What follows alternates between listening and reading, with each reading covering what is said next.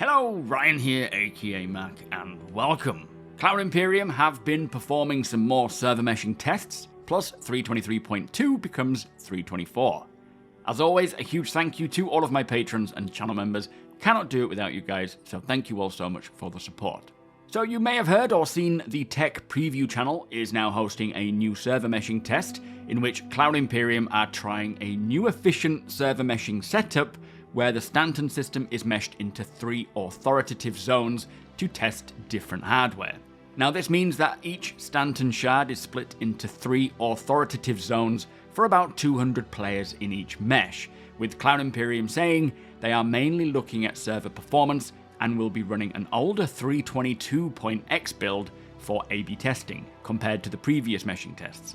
And they will be doing many server captures over the length of the test to gather performance data.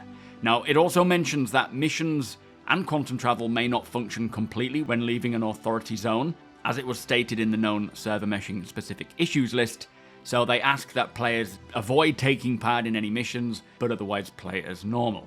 Now, this specific tech preview test was open to all backers and was to run for about 2 to 5 hours starting at 7 PM UTC, and although I didn't manage to get in myself and test it, it was mentioned as they were about to take it offline that the new hardware was working great, but they found an issue with the code that isn't working correctly and causing some meshes to deadlock.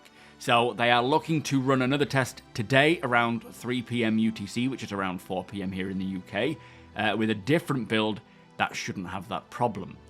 Now, firstly, it is great to see them continuing this server meshing tests, as they are still aiming to release Alpha 4.0 around Q3 this year.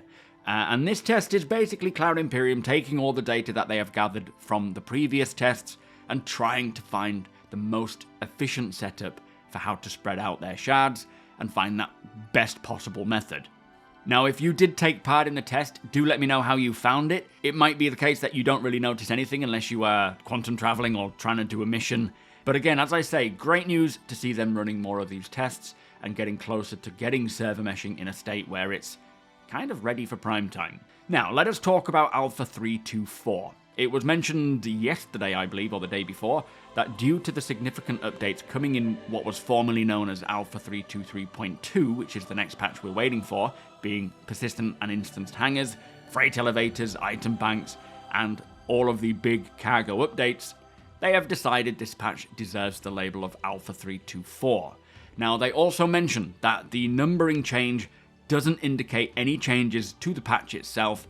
It's more that it just aligns with what they would consider to be a major update, as it will impact everybody and be a big change forever in the verse. Now, this will be updated on the roadmap and in the launcher when they finally release the Evocati PTU builds, but that is the reasoning for the number change. There is no other reason behind it, no matter what anyone tells you. Now, personally, I don't think it's all that necessary to change the number from 323.2 to 324. I couldn't really care less what number it is. Don't get me wrong, the features in the patch are certainly worthy of a main patch number. We have seen lesser feature patches become main patches anyway, but it doesn't bother me either way, as this doesn't change anything other than the patch number anyway. But it does make sense with the features that they go for 324, and hopefully we see 324 drop to the Evocati PTU today, which is what they were aiming for.